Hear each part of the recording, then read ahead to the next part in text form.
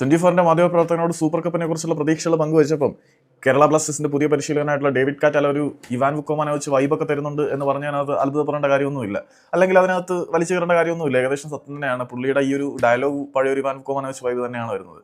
ഇപ്പം super cup നേടാൻ കഴിയുമോ എന്ന് ചോദിക്കുമ്പോൾ പുള്ളി പറയുന്നത് ഈ ഒരു ക്ലബിന്റെ കാര്യം നിങ്ങൾക്ക് അറിയാമല്ലോ, കഴിഞ്ഞ സീസണിൽ നമ്മൾ എവിടെയാണ് ഫിനിഷ് ചെയ്തത്, അല്ലെങ്കിൽ കേരള ബ്ലാസ്റ്റേഴ്സ് എന്ന ക്ലബിന്റെ നിലവിലെ സ്ഥാനം എന്താണ്, എങ്ങനെയാണ് എന്ന് നിങ്ങൾക്കറിയാമല്ലോ.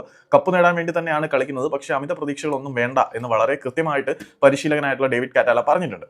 ഇതേ സമാനമായിട്ടുള്ള ഡയലോഗ് തന്നെ ആയിരുന്നു 3 വർഷങ്ങൾക്ക് മുമ്പ് ഇവാൻ വുക്കോമാനെ വെച്ച്, 4 വർഷങ്ങൾക്ക് മുമ്പ് ഇവാൻ വുക്കോമാനെ വെച്ച് കേരള ബ്ലാസ്റ്റേഴ്സിന്റെ പരിശീലകനായി ചുമതലയേറ്റപ്പോഴും പറഞ്ഞത്. അന്ന് കേരള ബ്ലാസ്റ്റേഴ്സ് പോയിന്റ് ടേബിളിൽ ഏതാണ്ട് 10ാം സ്ഥാനത്തോ മറ്റോ ആയിരുന്നു. പുള്ളി പറയുന്നത് നിലവിൽ കേരള ബ്ലാസ്റ്റേഴ്സിന്റെ സ്ഥാനം പോയിന്റ് പട്ടികയുടെ അടിത്തട്ടിലേക്കാണ്, പ്ലേ ഓഫിലേക്ക് എത്താൻ കഴിയുമെന്ന് പോലുമല്ല ഞാൻ പറയുന്നത്.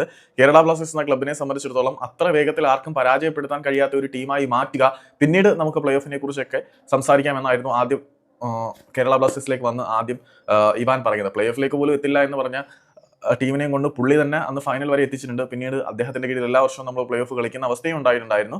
അപ്പം അമിത പ്രതീക്ഷകളും വാഗ്ദാനങ്ങളും ഒന്നും വാരിക്കോരി നൽകാതെ റിയാലിറ്റിയിൽ ഉറച്ചു നിൽക്കുന്ന ഇവാൻ വുക്കോമാനോവിച്ചിനെ പോലെ തന്നെയാണ് ഡേവിഡ് കാറ്റാല എന്ന പുതിയ പരിശീലകനും സംസാരിക്കുന്നത് എന്നത് നമുക്ക് ചെറുതായിട്ട് ആശ്വസിക്കാൻ ഒരു വകയുണ്ട്.